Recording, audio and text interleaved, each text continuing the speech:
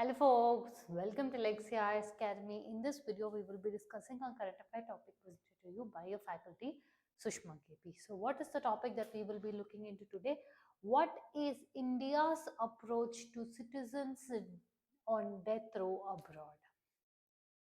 In this topic, we will be discussing as to why is it in use, what is the relevance of it, and how India has a take on death sentence for Indian citizens who are living abroad. Okay, look at this. What happens when Indian national gets convicted abroad?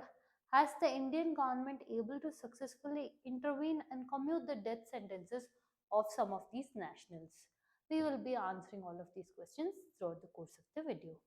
Now, before we get into the topic, we have a small announcement from Lexia IS Academy, wherein new batches have started for your UPSC civil service examinations.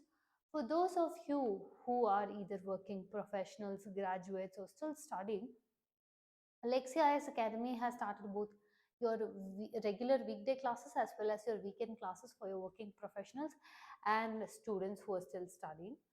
One of the main things about your Lexias Academy is so as to provide personalized guidance and mentorship, they have kept the batch size strictly at the limit of 40 member per batch.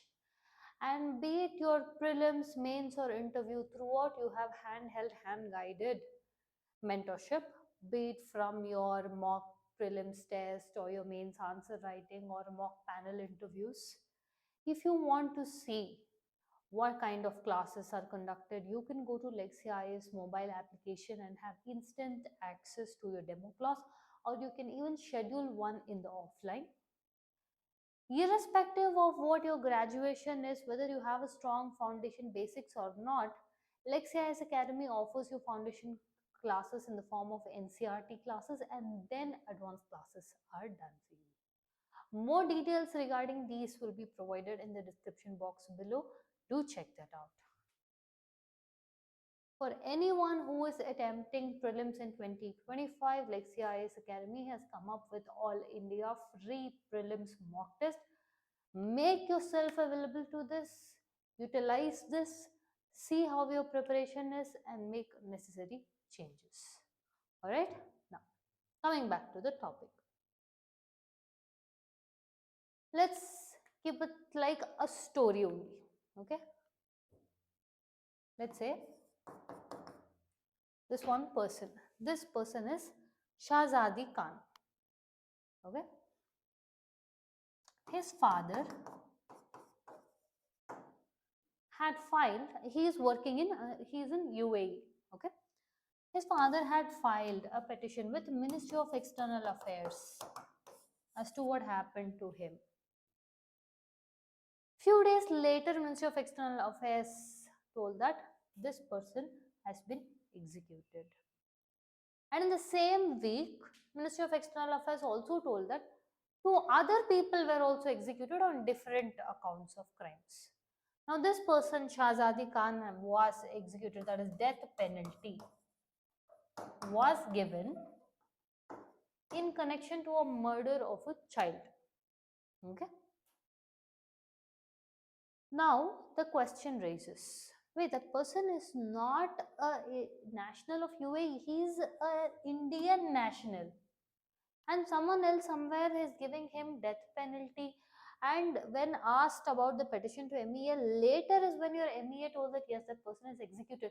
Why weren't they informed before, or were they even informed before? Was there something your Indian embassy could have did, the Indian diplomats could have did, Indian government could have did? What exactly is the case is what we will be discussing.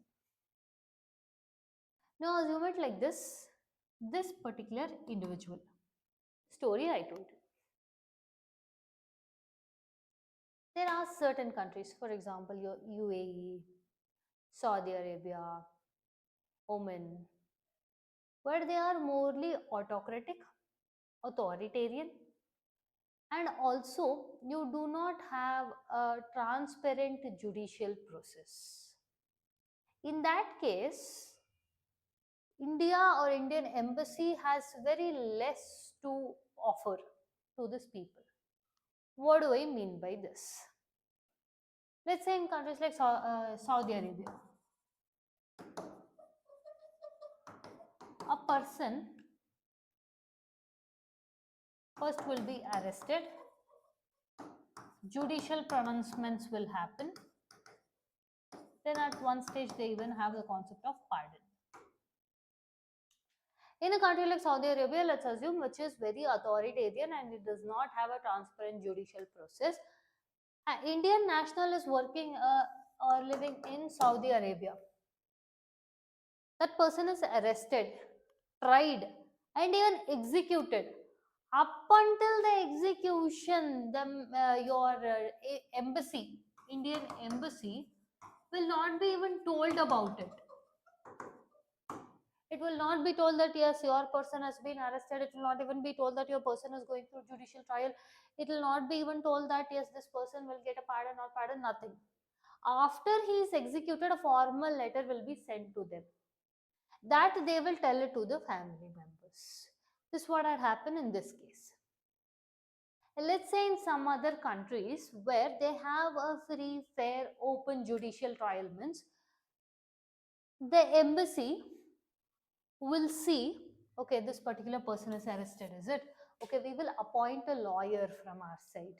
Let's say he doesn't have the resources to even fight for the case. We will use some of the welfare fund to give him necessary funding, lawyer, etc. If there is a possible way that we can commute the sentence or reduce the sentence or even remove the death penalty, Indian embassy will go ahead to do that. Understanding? But in these cases, it becomes difficult because Indian embassy itself is not made aware. Understanding? Shabir Khan, the father of Shahzadi Khan, was the one who got to know of the execution after a petition from your MIE, after he filed a petition and after the response is when he got to know. Look at it. So, how many of Indian nationals are on death row abroad?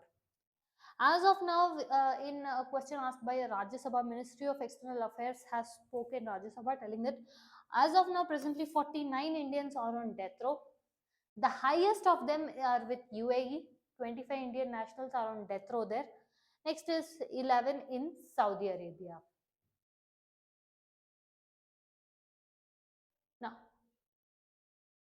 according to Talmiz Ahmad, your former foreign official of your Oman, UAE, Saudi Arabia, he has held that there are three stages. There are three stages with regard to a person and execution. First is he is arrested by the police. Second is judicial proceedings. Third is you're pardoning either by the head of state or the ruler. Now, when a person has reached the first two, that is, let's say he has got death row, which means the first two stages are already done. Now, the death row, if he is announced and not yet, like we said, 49 Indians are yet to be on the death row, that is, they, which means the first two processes is already done for them. In the third condition, the pardon either by the head of state or by the ruler. Now, here is where a little bit of difficulty is. For accused, okay, for any person who is accused, the first two is done. The death penalty is what he will be getting is decided. A petition from either of the family members of the accused can be raised and sent to the ruler, telling, please look into this matter, for retribution. Now, that family members, let's say they are residing in India, okay, then those family members will raise a petition. They will send the application to the ministry, or that is your Ministry of External Affairs, which will send it to the embassy. Then the embassy will send it here, that is in the respective country, to, so that it will be sent to the ruler or the head of state to consider. In some of the Gulf countries, there is a concept of blood money. What is this blood money? Which means it is the amount of money or compensation that you offer to the victim's family. But one thing about your blood money is not that yes, you will go tell I'll give money, they will accept. No, both the state as well as the victim family both should accept then only this will happen. And you yourself cannot go tell, yes, we will give money, you know, you leave him. No, that is also not the case. Especially, see, in the previous case, we saw that in countries like Saudi Arabia and all, the person will not even, the family members or even Indian embassy for that matter, will not even come to know this person is arrested or he has an option for death row. They will come to know only after the person is executed. Understanding? At that point of time, this becomes difficult. Another difficulty to this is, if the accused has committed and has told that yes, I have committed this crime. Now, when we tell that, when the accused has accepted to the crime he has committed, we cannot tell that what if he is being coerced. That is also a possibility. At that point of time, Indian embassy has even less chances of doing anything. Understanding? So these are all the entanglements that we can see, especially see with respect to death penalty. It will be usually in the cases of murder, rape, or treason. And if they have accepted to doing that or accepting to the crime, then your Indian embassy is left with very less option in its hand. Okay.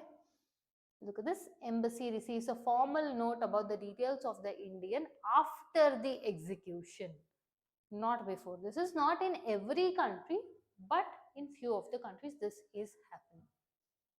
Now, with regard to the final question, so India does not interfere in any death row, or has India ever interfered successfully in the past? Yes, India has did that many times. For example, last February itself, 8 Indian Navy veterans who were sentenced to death by the Qatari government. Now, India intervened, Indian government, diplomats, everything intervened, and then successfully brought on the death sentence. In Indonesia, Gurdeep Singh, an Indian national who was arrested for drug trafficking, was put on death row. Now, his appeal was rejected both by High Court as well as Supreme Court of Indonesia. But because of Indian government's intervention, they could get the death penalty out. So to answer the question, yes, India does try to do the maximum in what it can in the death row penalty, but with some countries where the laws itself are like that, Indian embassy's hands are a little bit tied, and despite that, India tries to do what it can the best. Okay, we've reached the end of the content. If you like our content, subscribe to our channel, hit the like button, and share it along with your friends. Thank you.